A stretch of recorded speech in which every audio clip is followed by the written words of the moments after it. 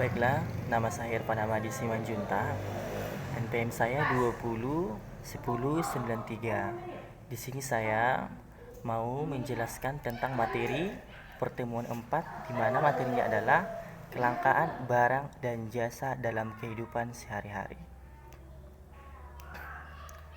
Barang adalah suatu objek fisik yang dapat dilihat dan disimpan dan juga dipakai ataupun digunakan. Barang juga dapat ditentukan karena barang itu mempunyai nilai yang berbeda-beda dan dapat memenuhi kebutuhan ataupun keinginan pelanggan secara individu ataupun bisnis. Barang juga dapat digunakan, dipakai atau dalam bahasa Inggrisnya using. Menurut pendapat saya, barang adalah barang yang bisa berwujud seperti pulpen, garam, dan topi. Selanjutnya saya akan menjelaskan tentang jasa. Tadi barang, sekarang jasa. Jasa adalah kegiatan memberi manfaat jasa yang tawarkan, akan tetapi suatu pihak penjual kepada si pembeli. Artinya, si penjual menawarkan barang atau jasa kepada si pembeli tanpa wujud tapi bisa dirasakan oleh setiap manusia. Jasa juga dapat dilihat dari melibatkan suatu fisik. Contohnya tukang becak yang menawarkan jasa pengantarannya kepada penumpang. Nah, di situ kita dapat melihat bahwa jasa bisa dilihat secara fisik melalui tawaran yang diberikan si penjual kepada si pembeli. Akan tetapi, barang dan jasa memiliki kelangkaan atau kekurangan ataupun kekurangan produksi dalam kehidupan sehari-hari, di mana kelangkaan barang atau dalam bahasa Inggrisnya scarcity atau kekurangan pasokan. Kelangkaan barang di Indonesia di zaman 2020 atau apalagi sekarang di zaman era modern ini, satu, karena barang tersebut terlalu mahal. Makanya sedikit orang yang bisa membelinya. Contohnya pesawat pribadi, ataupun roket, ataupun mobil mewah, ataupun mobil Lamborghini. Yang kedua, karena tingginya kebutuhan manusia di era modern ini, makanya barang tersebut tidak cukup untuk memenuhi keinginan atau kebutuhan banyak orang sehingga tidak dapat memuaskan banyak orang.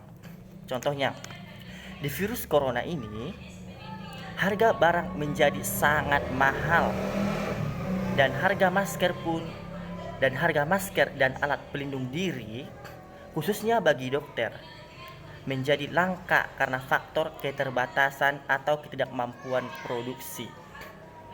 Di situ kita dapat simpulkan bahwa barang tersebut terkadang susah didapatkan karena kita tidak punya uang, karena barangnya langka. Itu dapat kita simpulkan. Yang selanjutnya, pilihan atau choices dalam bahasa Inggrisnya, pilihan barang atau jasa dalam kehidupan sehari-hari. Terbatasnya barang yang diproduksi mengharuskan setiap orang harus membeli barang yang akan menjadi kebutuhan pokoknya dan tidak asal beli barang yang bukan kebutuhan pokoknya dalam kehidupan sehari-hari. Contohnya, mobil tidak terlalu dibutuhkan manusia dalam kehidupan sehari-hari. Tanpa mobil pun manusia bisa hidup, bisa berjalan dan pergi ke sana kemari tanpa menggunakan mobil atau kendaraan yang lain. Itu adalah salah satu barang yang tidak terlalu dibutuhkan dalam kehidupan sehari-hari. Tetapi pilihan untuk membeli barang yang kebutuhan tetapi pilihan barang yang sangat dibutuhkan dalam kehidupan sehari-hari adalah beras. Beras adalah kebutuhan pokok yang harus dipilih manusia dalam kehidupan sehari-hari. Tanpa beras, manusia tidak akan pernah bisa kenyang. Itu adalah salah satu pilihan barang yang sangat dibutuhkan oleh manusia. C. Biaya kesempatan atau opportunity cost. Terkadang manusia membeli barang dengan memikirkan harga barang yang akan dibeli dan barang yang akan dijual. Contohnya, pemilik grosir yang memikirkan untung laba rugi. Pemilik grosir akan memikirkan berapa banyak pengeluaran, berapa banyak untung atau laba rugi yang akan didapatkan selanjutnya. Yang satu, kebutuhan masyarakat. Keinginan atau kebutuhan masyarakat yang mampu membeli artinya manusia sanggup untuk membeli barang dengan uang yang banyak. Contohnya orang kaya yang punya banyak uang yang dapat membeli barang walaupun harga barang tersebut mahal, relatif mahal. Kedua, tadi keinginan yang mampu, sekarang keinginan yang tidak mampu. Keinginan yang tidak mampu membeli artinya manusia itu tidak sanggup atau keterbatasan ekonomi seseorang yang tidak mampu membeli barang walaupun dia sangat-sangat menginginkannya. Artinya orang miskin. Si orang miskin tidak akan pernah bisa membeli barang walaupun barang tersebut pengen dia dapatkan tapi uangnya terbatas, maka di situ dia tidak bisa membeli barang dengan harga yang mahal karena uangnya tidak ada. Yang pembahasan selanjutnya, barang ekonomi atau economic goods. Artinya, jika seseorang menginginkan suatu barang, dia harus bekerja keras agar mendapatkan barang yang akan digunakan walaupun barang itu langka dan sulit didapatkan. Kedua, barang cuma-cuma. Tadi barang ekonomi atau economic goods.